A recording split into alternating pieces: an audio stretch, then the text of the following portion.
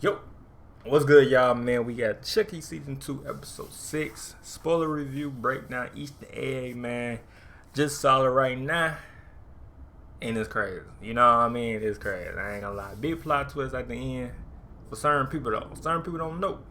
I say 50-50, though, about Chucky, though. That good dog, Chucky, so-called, you know what I mean, good and shit. I said, hey, he's still bad. You know what I mean? It's 50-50. And, hey, he still is bad on this episode 6. And I call it already, though. You know what I mean? No caps. But if you still think he was good, Chucky, hey, plot twist. Because y'all know after that lady, that girl. Yeah, she got thrown in the window. And she got shit, I don't know what killed her. Well, that probably that statue, but yeah. Type shit. But, hey, like it up. Sub and yeah, straight to video. Let's get it.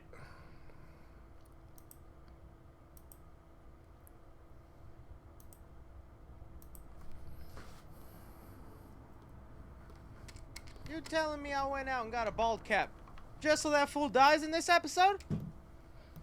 Yeah, and all the time though, bald Chuck was like boss of everything. It only took one dude with this put a scissors in his head in his head top. That was Andy though. All it take is one scissors to put him in his head top.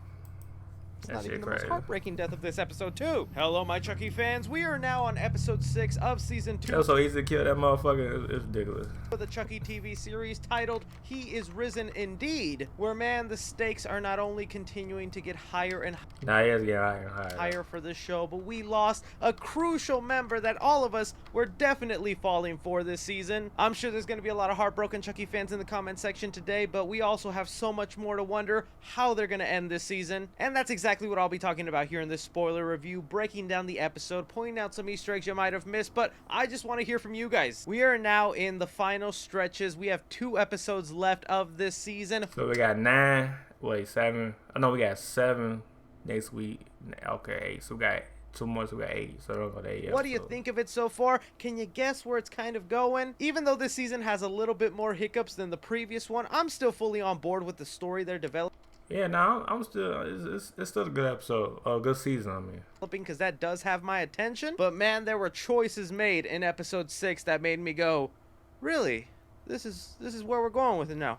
Okay. But first I want to go ahead and thank the sponsor of today's video, and that's CASETiFY. CASETiFY is a phone case company that not only has some of the coolest designs out there, but is also some of the most durable cases on the market. And thanks to their new EcoShock technology, I heard about this shit. They've increased their protection and durability even more, protecting your precious phone. They're also a company that works with over 300 different artists, so you're bound to find a phone case that suits your style. They also offer customizable options on their website, so for me, I definitely had to get one with the words 3C on it. But if customizing isn't something you want, I picked me out a design here that reminded me of just some retro gaming, some of my favorite consoles in the vending machine. Like, I just love the design of this case. I'm a big fan also of how much they collaborate with other IPs. I went with the Toy Story case because, come on, who doesn't love Toy Story? And look, if you don't want to believe me that these cases are not only awesome looking, but very durable, I'm gonna drop my own phone to test it for you.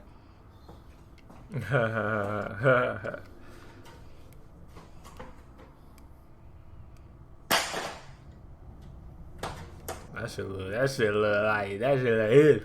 You hear that sound, y'all? That shit look it. That sound like it. That shit like it broke. I ain't gonna lie. That sound like it broke. Shit. Oh, good. So guys, do yourself a favor, go ahead and use the link in my description or go to CASETiFY.com/3CFilms to get 15% off your order. Treat yourself to an awesome phone case, or heck, holidays are coming up. These make perfect gifts. You're not only treating yourself to a great product, but you're supporting my channel in the process. Thank you again to CASETiFY for sponsoring today's video. But starting off here with episode 6 of the Chucky TV series from season 2, we get a little bit of a recap or further glimpse to the way the season started, showing Andy Barkley driving off a cliff with a van full of Chuckies, kind of showing us how he managed to escape. Bald Chucky, or as he'll be known in— I ain't really see the beginning though. That's the beginning. I ain't gonna. See, I recorded, but I ain't really showed the beginning of the thing yet. I don't know why. In the future, Colonel Chucky decided to keep him alive and I ain't gonna lie, I'm surprised them two was still alive though. After a hard ass fall, you know, car crashing and shit, they both managed to stay alive though. Had no cap. I'm surprised though. torture him for the entire year. And I don't know if it was just me, but I was kind of dying at all the Chucky dolls just flying in the air from the explosion. Had me kind of giggling. Bringing us now to present day, where Colonel Chucky is a lot different than when we remember him. And props to you guys in the comment section for pointing it out last episode, because it completely went over my bald head. This bald Colonel Chucky is taking inspiration from my bald head. You guys in the comment section for pointing it out last episode, because it completely went over my bald head. This bald Colonel Chucky is taking inspiration from Marlon Brando's character of Apocalypse Now, and I kind of wish you guys didn't point this out, because now I clearly hear Brad Dourif trying to do his best Marlon Brando impression. Surprised he didn't bust out the line of, "I'm gonna make you an offer you can't refuse." And that'll be kind of one of my gripes that I'll talk about later on in this episode. Even though they do some really cool and chilling things with Colonel Chucky, I felt they kind of jumped the shark a little bit with him at the end. But focusing on this specific... Yeah, they fucked him over at the end. They fucked him over. He did all that shit to die. I ain't gonna lie. moment, just knowing that Colonel Chucky for a year has been slicing away at Andy's leg, cooking it up and eating it, that is chillin', horrifying, and just disgusting. Good Chucky stuff I've been wanting to see. It's also here where we get a couple of lines revealing to us the history between Chucky and Dr. Mixture, which we are all wondering, how are they connected? And Colonel Chucky here basically mentions, I'm not 8 years old anymore and you're not my therapist. Letting it be known that's the relationship here. Whenever Chucky was in the boys' home growing up, this was the therapist he was... Oh, that's okay. Scene. And when this was first revealed, I thought maybe this was like a Joker and Harley Quinn situation where Chucky was able to kind of manipulate this Dr. Mixter and turn her evil. Looks like it's gonna be the complete opposite. Get to that later on. But with them leaving the room, we see Lexi and Devin enter in to try and rescue Andy. And I gotta mention, I love the creepy imagery of the Chucky dolls all about, whether this was Colonel Chucky's doing or just leftover doll bodies from that explosion. Just really, really great scary imagery, and that's what I want in this series, just some scary imagery. I was scared for a moment that just the way we got a brainwashed good guy Chucky, that maybe in a weird way we got brainwashed Andy here that was slightly evil, but looks like he was just hesitant to anyone's touch from a year of being tortured. This then brings us to the title card sequence that is just filled with bald-headed Chucky dolls. My head should be up there. From here is where the show takes us to a scene where we have the sister still believing that Buff Chucky is the reincarnation of God, willing to do whatever he asks of him, which I guess also includes rubbing Chucky's feet for free? At the same time that is going on, Father Bryce is kind of pissed off that so many kids are seeming to leave campus, with Trevor missing and Lexi and Devin having gone off into the woods. He initiates a lockdown on the school. And I gotta tell you guys, as much as I dislike the character of Father Bryce, not because Devin Saw was doing a bad job or anything, but just because that is his character, an annoyingly super religious person that refuses to believe anything anyone else informs him of, in these situations I was like sympathizing with the dude. Like, he was just sick of seeing a Chucky doll pop up left and right of all shapes, sizes, and haircuts. It's one of the aspects of the show that has remained so compelling for me, is the way Don Mancini is able to weave in this I am queen of the most powerful nation in the world! This religious undertone that mirrors a lot of the themes he's trying to bring up. For example, a really great moment in that is whenever Lexi and Devin finally come back with Andy, and Father Bryce is just completely against the idea of someone who appears to be a homeless man just bringing in these children and providing him with a shower and meal, but the kids and the sister quoting scripture to him, leaving him speechless. Like, that is just some of the great stuff I'm loving in the show. Bringing us again to more flashback scenes involving Seed of Chucky, where we see Glenn / Glenda having these dreams about their murders. Yeah, I did think it was kind of lame of Glenn just to show their twin the photo of the doll through text message. I also feel like Glenda didn't have that much of a reaction to it. I wonder if that's maybe because the doll wasn't all glammed out the way Glenda would do it, and that's the face they most recognize with that body. So seeing this version of the Glenn doll didn't do much for Glenda. But we find Glenda in the room with Kyle and Nika, still trying to work out this plan to remove what we now know is Prime Chucky out of Nika. That's something... Yeah, that's the OG Chucky. So, well, yeah, that's pretty much the OG Chucky. Something else we also learned this episode is the Chucky inside Nika is 100% the original OG, what they're calling Prime Chucky. Yeah. I brought that up last week in my breakdown, and so many of you guys were fighting me on that, saying that's not the OG Chucky.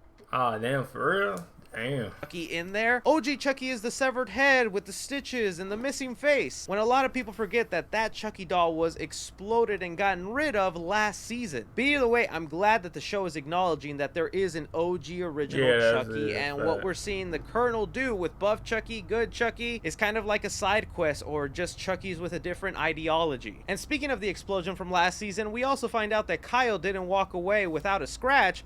Yeah, we thought, I'm like, because I kind of figured something happened to her, though. Because, I mean, the house blew up or something like, I just stayed alive, though. But her ear fell off. So, but then she probably attached it. That's why she got that thing on her.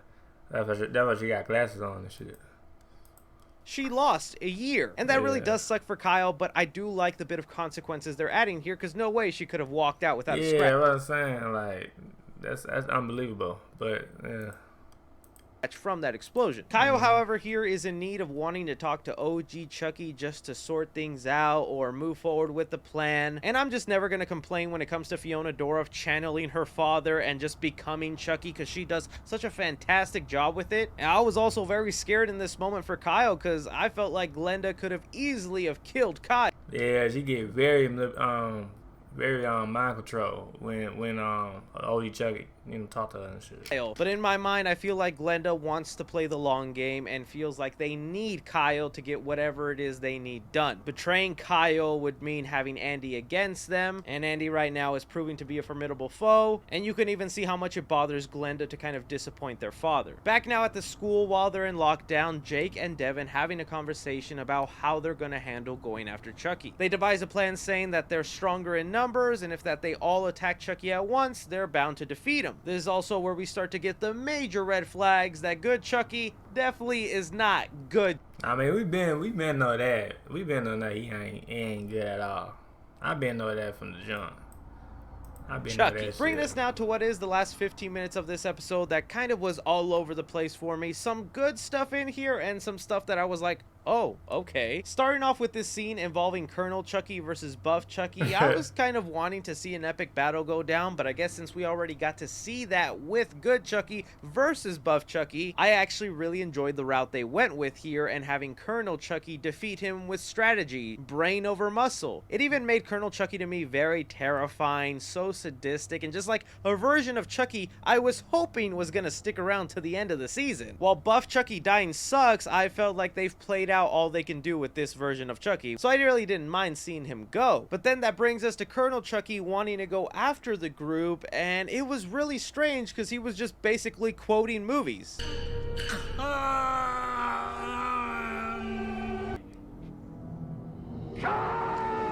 Revealing a pair of scissors to be in the back of his head. Yep.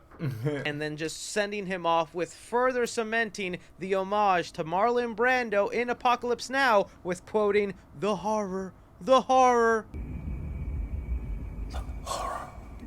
That's some of those Sida Chucky-isms that is present in Season 2 that I'm just not the biggest fan of. I know I seem like a party pooper to you guys and stuff, but I'm just being honest with you. The campy, cheesy nature of Sida Chucky isn't my favorite version of Chucky. So there's a slight disappointment when they introduce something that could be an actually cool, terrifying, scary version of Chucky, this bald-headed colonel that is not only a cannibal, has this necklace of ears, although a little goofy doing this Marlon Brando impression. It was starting to work for me after the way he killed Buff Chucky, and then you just take him out in a comedic fashion. Okay. Yeah, they like doing both sides of shit. I mean, I fuck with it though. Nah, I fuck with it. Either way, we knew at some point this version of Chucky was not going to last. It is not prime original Chucky, and prime OG Chucky is what always will be the only Chucky we need. Having then Andy Barkley step into the room, immediately seeing a Chucky doll in front of him and doing what he does best, wanting to slash him, only getting stopped by Jake. Another great moment here by Alex Vincent. I love when they include Andy in this season, and I'm hoping we get more of him in these next couple of episodes, but him just mirroring those words words that Devin said, there is no such thing as a good Chucky, you gotta listen to Andy Barkley when he said, You know what I'm saying? Fact. I mean, I've been know that, but yeah, I was listening to Andy though, no cap. says stuff like that, and man, should we have listened. But before Andy can finish I already the know. job, That's Dr. why I said it Mixter wasn't a steps in with a big plot gun, twist for me. demanding the Chucky doll be given to her. This is then where the show decides to make a really big choice in the background origin of Chucky that I'm wondering how fans are gonna take. Dr. Mixter here explains further to us that she wasn't only the therapist that was trying to oversee Chucky when he was 7 years old, but it looks like she was a psychotic therapist that didn't even want to help any of her patients and was just hell-bent on turning them evil, noticing that young Charles Lee Ray had a silver lining of innocence and a chance to be a good person, and she just decided for the fun of it to, nah, let's take away that innocent and Yeah, turn evil. Yep. play into you being more evil. Basically saying we can thank us having an evil Chucky all because of Dr. Mixter. That's what I'm saying. All because of her. Yep. These were some of the things. They always say Kim never sticks to her New Year's resolutions. But this year, she resolved to worry less. At the Volkswagen Sign Then Drive event, you too can make maintenance cost worries so last year. At Petco, you get same-day delivery of what you need when you need it. Things I was worried about with season 1 of the Chucky TV series because they were promising us a lot of backstory into the life of Charles Lee Ray before he was an adult. And we have seen this numerous times with a lot of our horror icons. When you start peeling back the layers on their origin and you start revealing every little detail for why they are the way they are, you're bound to make a choice that the fans are not always going to agree with. And I thought in season 1 they actually handled it really well, even though they gave us a lot of backstory into Chucky's life, not playing into the idea that because he was bullied or he grew up with terrible parents, his environment, or some catalytic thing drove him to be evil. He was just essentially born evil and killed his own mom for fun. That didn't ruin the legacy and everything involved with Chucky, but now they're kind of changing it up and saying here, Chucky had a chance to be good. Chucky had a chance to be an innocent person like this good guy Chucky doll. But thanks to this therapist that is just introduced out of nowhere, she was bored of this good Chucky and thought, let's make you evil. When I first met you, when you were 7, there was a strain of innocence in you, despite your more interesting qualities. Frankly, as your therapist, I found it boring. I did my best to stamp it out of you. Okay, however, She said she was bored. we have 2 more episodes and maybe there's more to the back. She said she was bored. She like, I gotta stab it out of you, man. I gotta make you evil. Backstory, and I'd love to hear that. Something else that happened though in these final moments that I was finally anticipating here is Father Bryce just witnessing this Chucky doll actually is alive. I wish we could have played into that moment a little more, but just seeing Father Bryce suggest sort of like an exorcism with Chucky, I think is perfectly in line with his character. Because yeah, we might laugh at that idea, but I mean, who's to say exorcism type stuff doesn't work on voodoo? Both are supernatural things, are they not? Maybe it actually works. We get a fight between Dr. Mixer and Andy going down the stairs. I don't think Andy Barkley is dead. He just seems to be knocked out at the bottom of the stairs. Yeah, because we saw him alive doing a little sneak peek. So, yeah.